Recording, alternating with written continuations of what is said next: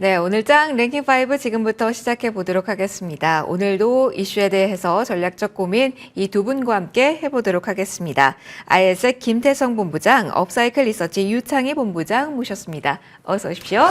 네, 안녕하세요. 자, 오늘도 다양한 이야기 해볼 겁니다. 오늘 바로 키워드 들어가도록 하죠. 첫 번째, 1위 먼저 열어보도록 하겠습니다. 오랜만에 컨텐츠를 섭외를 했는데 저희가 맨 위에 이 키워드를 올려놓았습니다. 중요도 높게 계속 이야기할 수 있을까요? 여기에 대한 이야기 좀 시작을 해보도록 할게요. 유창희 본부장님께 먼저 질문 드릴게요. 지금 화면에 중국 드라마 규제 완화 조치 주요 내용이 나가고 있습니다. 여기에 즉각적으로 반응해서 오늘 움직이는 종목군들 많습니다. 오전만 반짝이 아니라 지금까지도 두 자릿대 강세를 나타내고 있는 종목들이 많이 지금 보이거든요. 유창희 본부장님, 콘텐츠 관련주, 제작사 이쪽이 강합니다. 상반기 실적도 일단은 좋지 않았던 쪽이 많고 한한령에 대한 기대감을 직접적으로 받고 올라온 쪽도 아닌데 오늘 유난히 강하거든요. 시장 상황 감안해서 봐야 되는 그 흐름입니까? 아니면 이제 제작사 쪽의 흐름이 본격화되는 초입이라고 볼 수 있을까요? 어떤 위치인지 설명 먼저 들어볼게요. 뭐 어쨌든 이제 중국에서 드라마 관련해가지고 규제가 좀 이제 완화가 되는 거잖아요. 그러다 보니까 이제 특히 이제 중국에서는 국내 영화 드라마가 항상 인기가 많았기 때문에 그런 부분들이 좀 반영이 되면서 주가가 좀 상당히 좀 강하게 오르고 있습니다. 거기다가 이제 한한령 해제, 한 반년 넘게 한한령 해제 매번 말씀드리고 있습니다만은 이런 부분들도 좀 투자 심리가 개선될 수 있었고 또 오늘 시장이 좀 약하잖아요. 좀 아쉬운 흐름 시장이 지금 최근 한 일주일째 이어지고 있다 보니까 또 이런 뉴스에 좀 반응을 하는 것이 아닌가 판단을 하고 있습니다. 저는 이제 오늘 제작 관련된 기업들의 주가 흐름들이 좋은데 사실은 이제 이렇게 올라왔을 때 연속된 상승을 얼마나 보여줄 수 있는지가 중요하다 생각을 좀 하고 있어요. 실질적으로 컨텐츠가 있고 이것이 이제 추가 매출로 연결되는 수가 있는 기업을 중심으로 해서 접근하는 게 맞다라고 좀 보고 있거든요. 그래서 저는 뭐 그 스튜디오 드래곤 같은 경우는 워낙에 컨텐츠가 많이 쌓여져 있고 또 신규 제작 여건이라는 이런 걸 감안한다면 박스권 상단까지는 어떤 추가적인 상승 가능성 좀 더 열어놓을 수 있지 않을까 판단을 좀 하고 있고요. 그리고 이제 엔터주들이 또 좋은 흐름을 좀 보여주고 있습니다.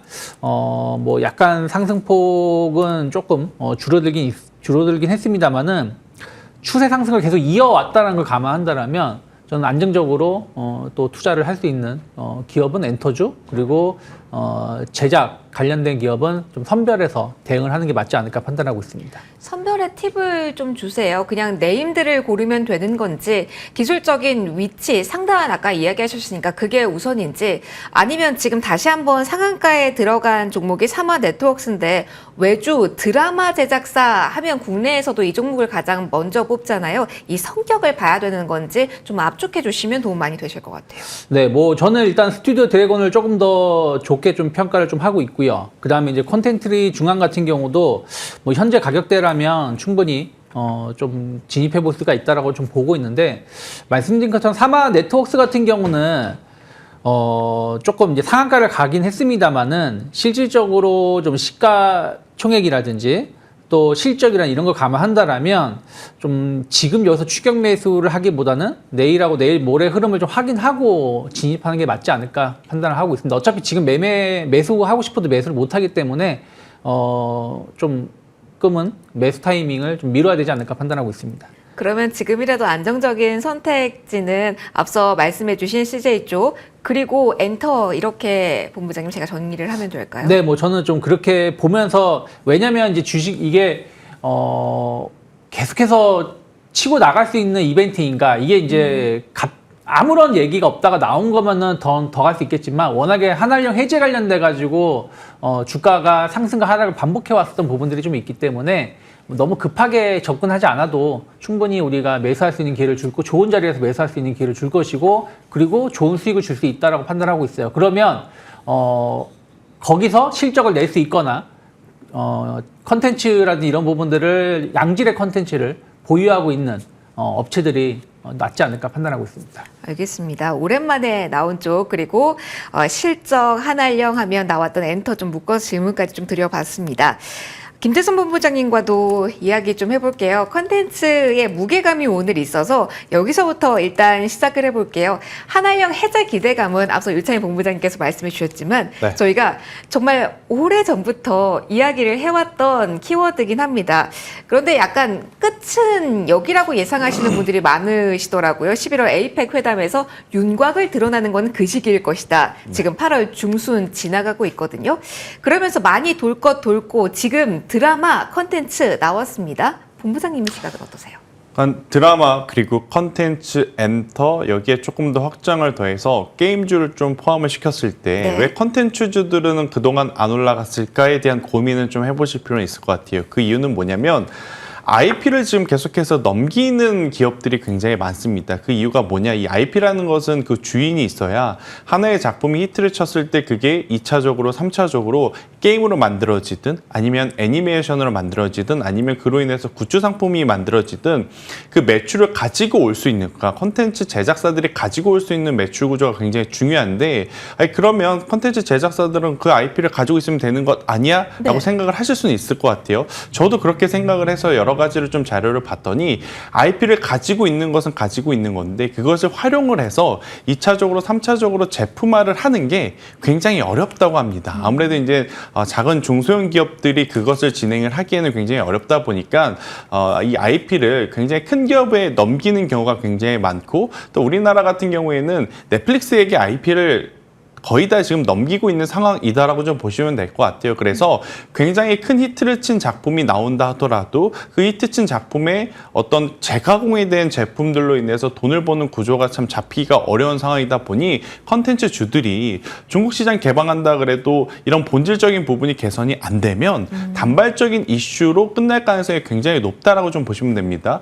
그러니까 하나의 A라고 하는 어떤 컨텐츠가 크게 흥행을 해요. 근데 그 크게 흥행을 하는 기대감 때문에 주가가 올랐는데 그 주가를 버틸 만한 실제 실적, 그러니까 돈을 벌어들일 수 있는 구조가 없다라는 게 가장 큰 문제인 거죠. 그래서 다른 엔터라든지 게임과 같은 경우에는 이 주가를 버틸 수 있는 숫자들이 뒤따라오기 마련인데 컨텐츠주들은 그런 것들이 좀 부족하다라고 좀 보시면 될 것 같습니다. 네. 물론 이제 하나씩 뭐 해결을 해 나가고 있는 기업들이 좀 보여지긴 하지만 저는 단발성 이슈로 좀 보셔야 되지 않을까라는 생각이 들고 있고 중국 컨텐츠 개방 관련한 이슈가 사실 뉘앙스가 계속 풍겨왔지 않습니까? 맞아요. 그럼에도 불구하고 사마 네트워크스 오늘 상한가 간 기업 그동안 주가 보면 단 한 번도 움직이지 않았습니다. 그렇기 때문에 이제 추세적인 추세 전환을 노리는 어떤 투자보다는 단기적인 접근 전략이 더 유리하다라는 의견 드려보도록 하겠습니다.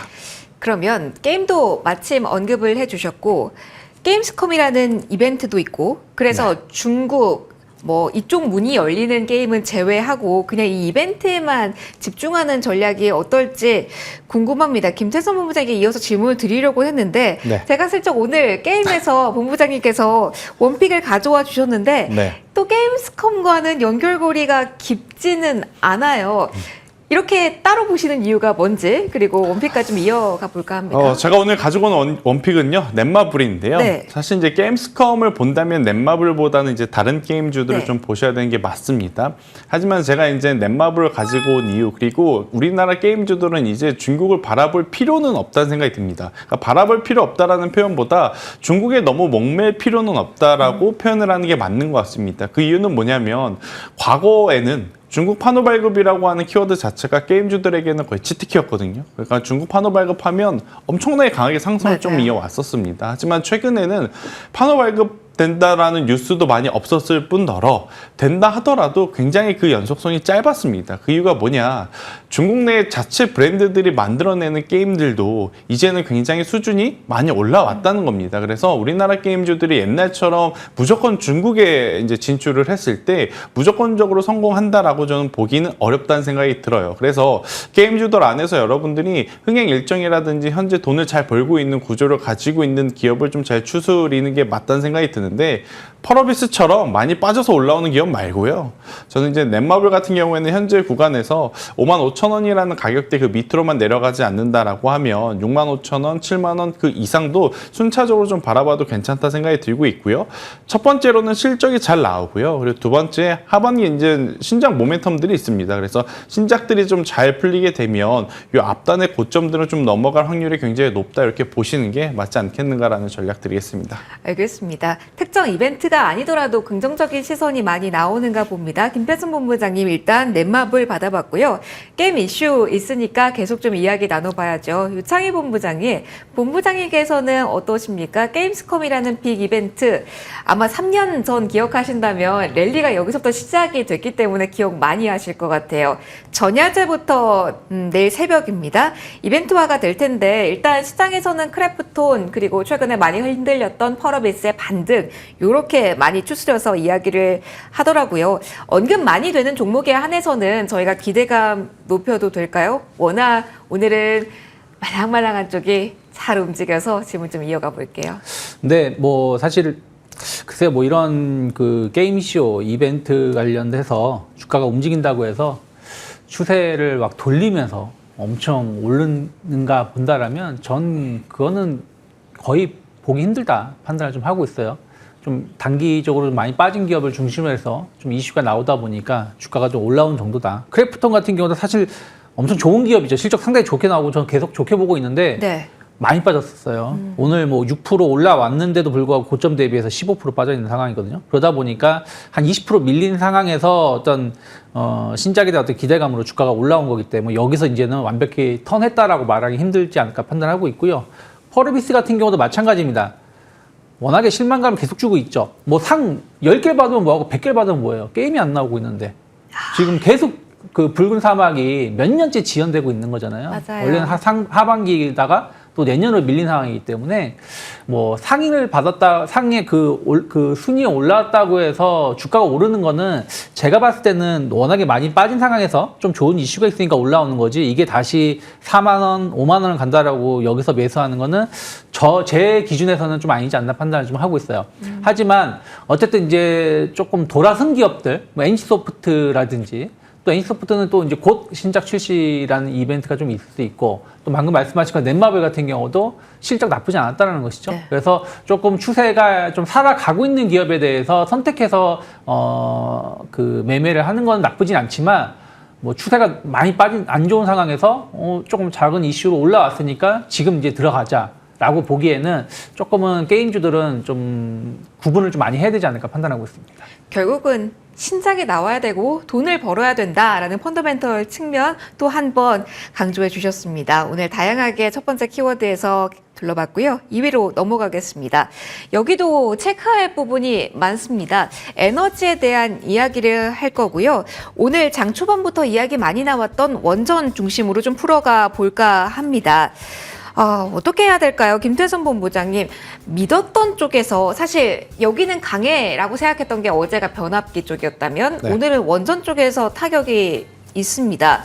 한수원과 웨스팅하우스 합의문 내용이 나오면서 이게 공정하지 않다. 이게 뭐냐라는 지적이 계속 일고 있고 그러면 우리가 앞으로 수주하는 거에 대한 기대감 꺾인 거냐라는 이야기들 많이 나옵니다.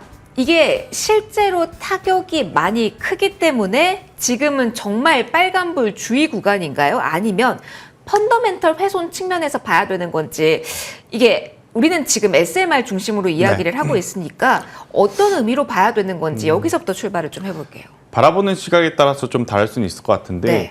피해를 온전히 좀 받는 쪽은 한수원일 것 같고요. 네. 그리고 이제 그 외에 이제 두산에너빌리티, BHI를 비롯한 원전 어떤 관련주들 같은 경우에는 실제로 이제 좀 따져봐야 될 것 같다라는 생각이 들어요. 그래서 그나마 좀 다행이 아닌가라는 생각이 들어서 원전주들 같은 경우에는 저는 두산에너빌리티와 BHI 이 두 기업 그리고 여기에 한전 KPS만큼은 저는 보셔도 괜찮다라는 이야기를 좀 드리고 싶고, 그 이유는 뭐냐면 다른 원전주들 같은 경우에는 사실 원전 하나만 보고 좀 올라온 기업들이 많습니다. 그런데 이제 BHI도 그렇고 두산에너빌리티도 그렇고 우리가 SMR만 바라보고 이렇게 주가가 만들어진 것은 아니죠.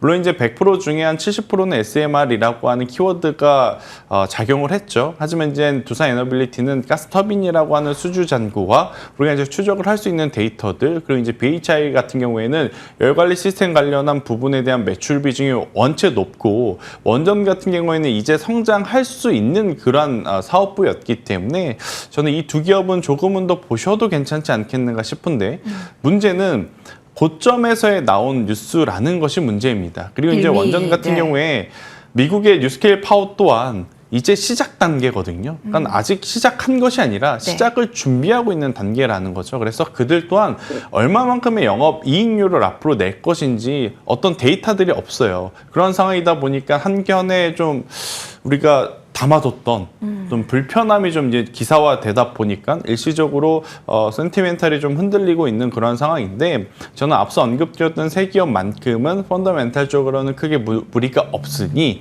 조금은 더 보셔도 괜찮다 생각이 들고 있고, 한 가지 좀 이건 개인적인 기대입니다.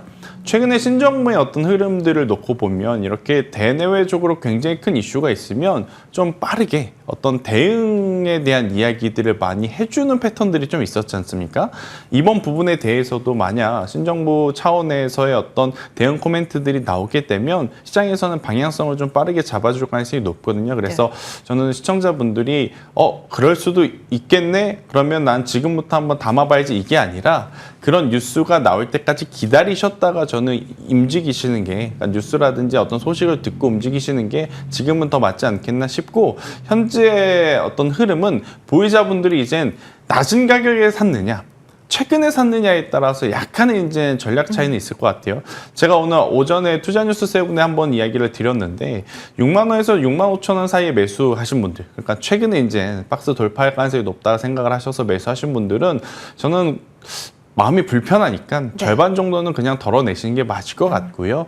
그 이하단에서 매수를 해서 쭉 들고 오셨던 분들은 이제 전략이 바뀌는 거죠. 덜어낸다기보단 만약 추가적으로 조정이 나오게 되면 지금 이 이평선들에 대한 이격도라 그럽니다. 이평선과 이평선의 간격이 지금 멀어진 상황이라 기술적으로도 언제든지 기간이라든지 가격 조정이 올 수 있는 구간이라, 만약 조정이 나오게 된다면 저는 밀릴 때마다 비중 조절과 함께 평균 단가 관리를 위한 추가 매수도 괜찮지 않겠나. 결국 전 세계적으로 원전이 필요한 것은 변함없습니다. 전력이 필요한 것도 변함이 없으니 시간이 조금 더 걸릴 수 있는 거지 안 가지는 않지 않을까라는 의견 드리겠습니다. 알겠습니다. 원전에 대해서 계속 잡고 있자라는 의견 주셨어요. 유창희 본부장님의 의견도 바로 이어서 들어볼게요. 잡고 있어도 괜찮은 건지 같은 결의 질문 드립니다. 워낙 오늘 무거운 이슈기도 해서요. 사실 이런 생각도 많이 하실 것 같아요. 오늘 원전 SMR 관련 ETF가 2종이나 상장을 하면서 수급이 아무래도 하나니 받쳐지는 날이다 보니까 이슈의 무게감이 덜 반영된 게 아닌가. 그렇다면 오늘 무언가를 단언할 수 없는 시점 아닐까라는 생각도 하실 것 같아요. 그런 면에서는 어떻게 체크해야 돼요? 뭐 일단 앞에서 말씀하신 거에 전적으로 동의를 좀 하고 있는 상황이고요. 다만 이제 우리가 이제 기술적 분석을 무시할 수는 없다 생각을 좀 하고 있어요. 그러니까 지금 사실은 두산에너빌리티도 한 6만 5천 원 중심으로 해서 진짜 갈만하면은 다시 한 6만 원 초반 내려오고 또 더 빠지는 거 아니야 하다가도 다시 또 한 7만 원 올라오고, 뭐 최근 주가 지수랑 거의 비슷하죠. 3,100 초반 갔다가 3,250 갔다가 다시 내려오는 모습. 이런 것을 반복하다가 오늘 좀 안 좋은 뉴스로 갭으로 좀 박스가 하단까지 내려왔다라는 것이죠. 그러면 만약에 6만 원을 이탈한다라 그러면 저는 여기서는 추가 매수를 하면 안 된다. 비중을 일단은 뭐 상당 부분 덜어내고 그 다음 지지선에서 확인하고 들어가는 게 맞다 생각하고 있어요. 근데 뭐 BHI라든지 뭐 S&T 에너지, 뭐 최근에 강했었던 종목군들도 최근 박스권 흐름들입니다. 그래서 박스권 하단까지는 일단 지켜보자. 그러니까 반등이 나올지 안 나올지 모르지만 뭐 지금 두산에너빌리티 6만 1,000원인데 지금 60일선이 59,500원 정도거든요. 그러면은 한 1,500원 정도 손실을 좀 더 커질 수 있겠지만 또 반대로 반등이 나오면 또 65,000원까지 나올 수 있는 거거든요. 그렇기 때문에 지금은 기다리시되 주요 지지선 박스권 하단이 이탈하게 되면 그때는 좀 물량을 많이 좀 줄여내는 게 맞다라고 판단하고 있고, 네. 뭐 저는 한국전력 같은 경우는 뭐 원전 이슈도 있습니다만은 또 국내에서의 어떤 요금 인상 기대감, 또 에너지 관련돼서의 어떤 그 전체적인 흐름을 한국전력이 전담할 수밖에 없는 부분들이라서 뭐 추가적인 조정이 나온다라면 좀 한국전력은 저는 오히려 박스가 하단에서는 매수가 가능하지 않을까 판단하고 있습니다. 그럼 이것만 짧게요. 원전이 흔들리고 있잖아요. 그래도 지켜보자라는 의견을 주셔서요. 이 자금이 청정 에너지 쪽으로 빠르게 이동할 가능성은 지금으로서는 유채민 본부장님 낮다라고 봐야 되는 걸까요? 이미 이제 청정 에너지 쪽, 신재생 에너지 쪽으로 해서 특히 이제 미국에서 그 보조금 네. 이게 조금 개선이 되면서 어제 오늘 좀 상대적으로 강한 모습인데 중요한 건 시가총액을 보셔야 된다 생각하고 있어요. 두산 에너빌리티 같은 경우가 시가총액이 30조입니다. 오늘 기준으로 따도 39조예요. 그리고 한국전력이라든지 S&T 에너지 뭐 BHI 같은 경우도 BHI 같은 경우 시가총액 이런 걸 비교했을 때 여기서 확 빠져가지고 풍력이나 태양광으로 다 간다? 그러긴 쉽지 않은 것 같아요. 그냥 지금은 일단 긍정적인 뉴스가 나와주면서 올라오는 거고, 뭐 HD 현대 에너지 솔루션 같은 경우는 마찬가지입니다. 박스가 하단에서 상단을 이제 돌파를 시도하고 있는 거죠. 그리고 풍력은 아직은 좀 박스가 하단에 놓여 있기 때문에 이쪽에 대한 어떤 관심을 가져가는 건 나쁘지 않다. 다만 이들 기업이 원전을 대체할 수 있는가? 전 그거는 조금은 고민을 해야 되지 않을까 판단하고 있습니다. 알겠습니다. 조금 더 흐름과 뉴스 봐야 되겠네요. 고점 부근에서 나온 이야기라는 점도 참고해 보시라 전해드렸고요. 다음 키워드로 넘어가도록 하겠습니다. 반도체에 대한 이야기를 하면서 좀 굵직굵직한 이야기를 좀 하고 넘어가려고 합니다. 김태선 본부장이 반도체 이야기를 사실은 저희가 꼽아봤지만 반도체 HM 관련해서 굵직하게 삼성전자, SK 하이닉스의 방향을 좌우할 만한 재료가 나온 거는 지난주부터는 아닙니다. 그럼 궁금해요. 대형 이벤트에서 무언가 확실해지기 전까지는 반도체는 지수 종목으로 생각하고 전략을 짜야 되는 건지 아니면 반도체에 기회가 주는 부분들을 계속 모색해야 되는 건지 궁금합니다.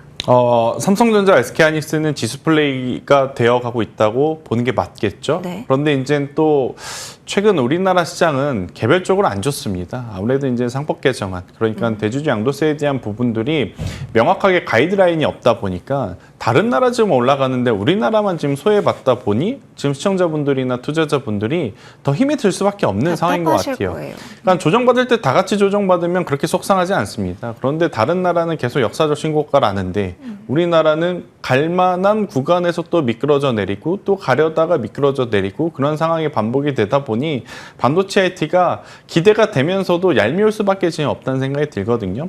우선 삼성전자, SK하이닉스 지난 일주일 동안 나온 뉴스들 중에 그렇게까지 크게 어떤 드라마틱한 변화의 움직임을 보일 만한 뉴스는 저는 없었다 생각이 들고 있고 아마 이 모든 시선은 두 가지입니다. 잭슨홀 미팅 그리고 다음 주에 엔비디아 실적 발표에 모두 다들 이제 집중을 하고 있을 가능성이 높다는 생각이 드는데 저는 사실 최근에 UBS도 그렇지만 외국계 레포트에서 엔비디아를 계속 목표가 상향 리포트들이 나오고 있긴 하지만 네. 한편으로는 좀 가격적인 부담은 지우긴 좀 어려울 것 같아요. 아무래도 이제 블랙엘 아키텍처, 루빈이라든지 새로운 제품에 대한 출시 일정이 한쪽에서는 문제 없다 그러고 한쪽에서는 발열이라든지 수율적인 문제 때문에 지연이 될 수도 있겠다는 이야기들이 나오고 있고 또 이제 기존 제품보다 우리가 지금 가장 눈여겨봐야 되는 것은 영업 마진율. 그러니까 영업이익률을 여전히 높게 가져갈 수 있을 것이냐. 지금 엔비디아가 HBM이라고 하는 제품을 가지고 정말 말도 안 되는 영업이익률을 취해 간다는 것을 다 알고 있는 상황 속에 새롭게 나오는 제품들 또한 그렇게 될 것이냐. 이 부분이 이제 엔비디아의 주가의 방향성의 가장 중요한 포인트일 가능성이 높은데 저는 이 부분들이 좀 확인이 되기 전까지는 좀 뜨뜻미지근할 가능성이 높다는 생각이 들어요. 두 기업은. 대신에 조정은 저는 기회다라는 것에는 언제든지 찬성이고요. 이제 반도체 소부장 쪽에서는 이제 종목을 잘 압축하셔야 될 것 같습니다. 네. SK하이닉스 쪽에서는 저는 두 기업 한미반도체와 이수페타시스만을 보시는 게 맞을 것 같고요. 삼성전자 밸류체인 쪽에서는 이오테크닉스와 SNS텍을 보시는 게 맞을 것 같다라고 생각을 하는데 그 이유는 뭐냐면 1년 반 전, 2년 전처럼 반도체 IT 투톱이 올라가면서 반도체 소부장이 우르르 올라가는 시장이 이제는 아니다라는 거죠. 그때 생각하셔서 1등주가 가면 2등주가 가겠지, 2등주가 가면 3등주가 가겠지 그래서 지금 가격적으로 안 오른 삼등주 지금 머무르 계시는 분들 많을 거거든요. 맞아요. 근데 지금은 그 전략이 안 맞을 수 있으니 오히려 시세가 난 쪽에 더 집중을 하자라는 의견을 드려보도록 하겠습니다. 강한 쪽에 추가적인 모멘텀 기대해보자라는 팁까지 주셨습니다. 그러면 지수 지금 박스권에 있는 가운데 악재가 될 만한 키워드 없는지 반도체 내에서 점검을 좀 해보고 가도록 하겠습니다. 유창희 본부장이 어제도 저희가 사실 인텔 관련해서 이슈를 좀 커버하긴 했습니다만 추가로 미국 정부에 이어서 소프트뱅크도 인텔에 투자하기로 했다라는 이슈가 나와서요. 언제든지 어떤 재료든 빌미가 될 수 있잖아요. 인텔에 힘을 막 실어주고 있습니다. 결국 고전했던 인텔이 턴어라운드 할 수 있는 자금이 모이고 있는 상황인데 그러면 이게 부메랑처럼 다가와서 삼전이나 또 특히 삼전이겠죠. 뭐 TSMC 이야기 많이 나오니까 타격이 될 수 있다라는 이야기가 나올 가능성도 있을까요? 전략적으로 고민을 지금 그래도 해야 되는 부분이 인텔의 움직임에서 있다면 이야기해 주시면 좋을 것 같아요. 뭐 방금 말씀하신 것처럼 인텔이 부활을 한다고 해도 뭐 하이닉스에 영향은 없을 거고요. 뭐 삼성전자가 일부 뭐 영향을 받을 수 있겠습니다만은 중요한 건 기술력 차이라고 생각하고 있어요. 아무리 인텔을 살리고 싶어 해도 기술력이 안 되는데 막 애플이라든지 뭐 다른 기업 엔비디아가 인텔에다가 주문을 맡길 것인가 그거에 대한 어떤 고민을 해야 된다 생각을 하고 있습니다. 그리고 저는 오히려 인텔이 살아나게 된다라면 뭐 시장 그 빅테크 관련된 종목군들이 좀 힘을 받아서 올라간다라면 또 우리나라 반도체도 좀 투자 심리로 봤을 때 나쁘지 않을 거라 생각하고 있어요. 그래서 인텔에 대해서 너무 우리가 뭐 걱정할 필요는 없지 않을까. 그렇다고 해서 또 큰 기대도 할 필요는 없다. 다만 제일 문제는 다음 주죠. 다음 주 엔비디아 실적 발표가 있는데 지금 이제 중국 관련해 가지고 매출의 15%를 세금으로 내겠다는 거잖아요. 이 부분이 이제 영업이익에 얼마나 훼손을 주는지 또 중국은 또 반대로 우리한테 우리 물건 안 사겠다 이러고 있는 상황이잖아요. 그래서 그런 부분들이 중요하기 때문에 다음 주가 주요 변곡점이 아닐까 판단을 좀 하고 있습니다. 두 분 모두 우리 시간으로 다음 주 목요일 새벽에 나올 겁니다. 엔비디아 실적 주목해보자라는 조언 주셨다는 점 메모해 두시고요. 다음 키워드로 넘어갈게요. 매크로 측면에서 여기도 예측은 불가능한 영역인데요. 어떻게 우리 시장에서는 전략적으로 냉철하게 바라볼 수 있을지 최대한 얘기를 해보도록 하겠습니다. 김태수 본부장님, 재건주의 흐름과 방산 좀 묶어서 일단 키워드 자체는 설정을 했어요. 어디에 무게를 둬야 되는 건지 이쪽으로 먼저 질문을 드릴게요. 실적 시즌부터 계속 떨어지면서 이슈가 되면 더 떨어지는 방산을 지금 모아갈 수 있는 시점인지 아니면 테마단으로 움직이는 재건 쪽에 힘을 줘야 되는 건지 양자택일해야 된다면 어느 쪽일까요? 둘 다 아닌 것 같습니다. 여긴 아니다. 네, 일단 이유는 뭐냐. 방사는 저는 산업은 긍정적으로 당연히 볼 수밖에 없어요. 하지만 이제 타이밍 쪽으로는 이렇게 러시아 우크라이나에 대한 종전 이야기가 나타나게 되면 이건 비단 우리나라 기업뿐 아니라 전 세계 모든 방산주들이 센티멘탈 쪽으로 수급적인 이슈가 발생할 가능성이 높습니다. 그런데 그건 1차원적인 생각이지 조금은 더 깊게 생각을 해보면 방위비는 매년 증가합니다. 그렇게 생각해 봤었을 때 방산주들은 언제든지 매수를 해도 괜찮으나 지금은 아니다라는 거죠. 오히려 이제 러시아 우크라이나 휴전 협상이 어느 방향이 되었든 결과가 나온 다음에 그 이후에 방향성을 보고 담아내는 건 괜찮지만 그 전부터 천천히 모아간다라는 전략이라고 해서 매수하기에는 타이밍이 좀 이르지 않을까라는 생각이 들고 있고 재건은 짧게 시세가 날 때 붙어서 좀 승부를 볼 수 있는 분들은 괜찮지만 그렇지 못하시는 분들은 정말 힘들 것 같아요. 오늘 장 초반에 가장 강했던 쪽이 재건이었습니다. 그런데 지금 점심 먹고 나온 지금 윗꼬리가 가장 길게 달린 것도 재건입니다. 그래서 이쪽은 움직이는 것은 보이나 실제 매매를 하려고 하면 굉장히 난이도가 어려울 수 있어서 가능하신 분들의 영역으로 저는 설명드려보도록 하겠습니다. 난이도가 있다라고 재건에 대해서는 이야기해 주셨어요. 그럼 유창희 본부장님 짧게만요. 만약에 재건에 대해서 좀 아이디어를 본다고 한다면 묵직한 대형주, 뭐 HD 그룹주 안에서 종목이 되겠죠. 그쪽을 봐야 됩니까? 그래도 오늘 오전에 강하게 튄 조금은 중소형주 안에서 솔루션을 찾아야 될까요? 그러니까 말씀하신 것처럼 전 중소형주는 사실은 접근하기 쉽지 않다는 생각을 좀 하고 있어요. 네. 그러니까 그리고 지금 재건이 내일 당장 되는 게 아니잖아요. 그렇기 그렇죠. 때문에 그리고 또 우리나라 기업에 수혜를 입을 수 있을까? 전 트럼프 성격에 본다라면 트럼프가 미국이 다 가져가려고 하면 가져갔지 다른 기업의 혜택은 별로 없을 거라 생각하고 있어요. 그러면 일단은 그래도 정말 재건이 이루어진다라면 관련돼서 수혜를 입을 수 있는 쪽은 뭐 굴삭기 관련된 기업들이 아닌가 판단하고 있어요. 그러면서 저는 관심 있게 본다면 진성 TNC 같은 경우 거의 캐터필라 쪽의 매출 비중이 60%입니다. 그러면 충분히 이런 기업들은 수혜를 입을 수 있지 않을까 판단을 좀 하고 있어요. 그래서 그런 부분들에 대해서 딱 압축해서 공략하는 게 맞다. 전체적으로 재건해 보면서 다른 자잘한 기업들을 보기에는 조금 테마가 아닐까 판단하고 있습니다. 알겠습니다. 그럼 마지막 키워드로는 조금 더 굵직한 이야기를 해볼까 합니다. 하반기 기대감이 아직도 크긴 하죠. 그런데 변동성이 있어서 궁금하실 제약바이오 올려놔봤습니다. 김태수 본부장님, 이것 때문에 왜 내리나요가 아니라 오늘 전반적으로 많이 내립니다. 펩트론도 6% 그리고 에이벨바이오도 6% 정도의 하락세입니다. 무게 있게 떨어지는 종목군이 많이 나오거든요. 이게 금리 인하와 엮어야 돼요? 아니면 다른 이유가 있나요?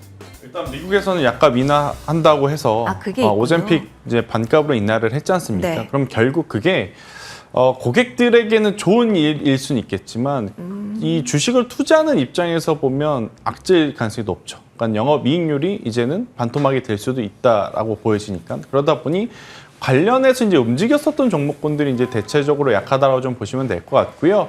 전 더 중요한 건 오늘 저녁, 그러니까 우리나라 시간으로 내일 아침에 우시바이오라고 하는 기업의 실적 발표가 있습니다. 네. 이걸 보고 정말로 미국과 중국의 관계가 지금 어떠한 상황인지 우리가 예견을 좀 해볼 수 있는 단초를 볼 수 있거든요. 그럼 오늘 오후장에 CDMO 봐야 되나요? 그래서 저는 오히려 본다면 네. CDMO, CMO 쪽을 먼저 염두를 해 놓으시는 게 맞을 것 같고요. 아침에 일어나서 우시바이오 실적을 봤는데 충격적이지도 않고 그냥 소소하다면 그때는 다시 파이프라인 쪽에 알테오젠, 리가켄바이오, 에이비엘바이오는 저는 괜찮다 싶고 이제 메시 치료제라고 하죠. 비알코올성 지방간염 치료제 이쪽은 올릭스하고 D&D 파마텍이라고 하는 또 탑 라인들이 있기 때문에 이쪽에 집중을 하는 게 맞다는 생각이 들어요. 지금 가장 또 고민 있으실 분들은 인벤티지 랩과 펩트론 이거 이제 최근에 또 붙으신 분들이 참 고민이실 텐데 약값이 인하가 됐고 경쟁이 심화가 됐고 해당 시장에 너무 많은 지금 제품들이 뛰어들고 있다는 것이 이들에게 한편으론 기회이면서 한편으론 위기일 수는 있어서요. 이쪽은 이제 비중을 좀 축소를 시키는 게 맞지 않을까라는 의견 드리겠습니다. 알겠습니다. 실적의 바로미터 역할 계속하고 있으니까 우시바이오의 실적 체크하자라는 이야기 해주셨습니다.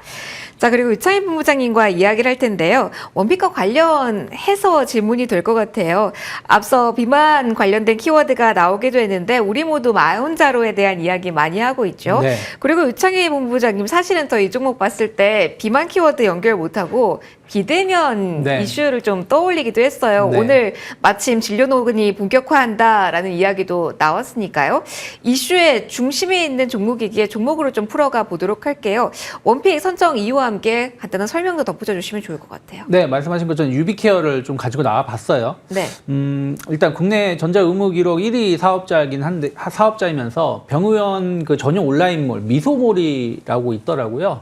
요거 관련해 가지고 이제 지금 이제 그 위고비를 판매를 하고 있는데 그 마운자로도 이제 좀 허가를 받은 걸로 제가 알고 있거든요. 그렇다면 어쨌든 유통을 하고 있는 거기 때문에 가격이 싸진다고 해도 유통 수수료는 큰 차이는 없을 거라는 거죠. 그리고 실질적인 어떤 매출이 늘어날 수 있는 부분들이고 거기다가 이제 비대면 관련해가지고 항상 유비케어는 대장주로 읽혀져 왔었던 부분들이 좀 있었기 때문에 오늘 이제 뉴스가 나왔어도 주가의 반응은 없습니다만 아직까지. 근데 최근에 주가 흐름을 보면 박스권의 흐름을 보여주고 있어요. 그럼 박스권 상단에서 돌파 시도를 하고 있다는 걸 감안한다라면 전 3,800원만 이탈하지 않으면 손절가 짧게 놓고 지금도 매수 가능하다 판단하고 있고 일단 분위기를 타면 요즘에는 뭐 워낙에 10에서 15%는 상승을 하니까 네. 단기 목표가는 5,000원 정도 잡아놓고 있습니다.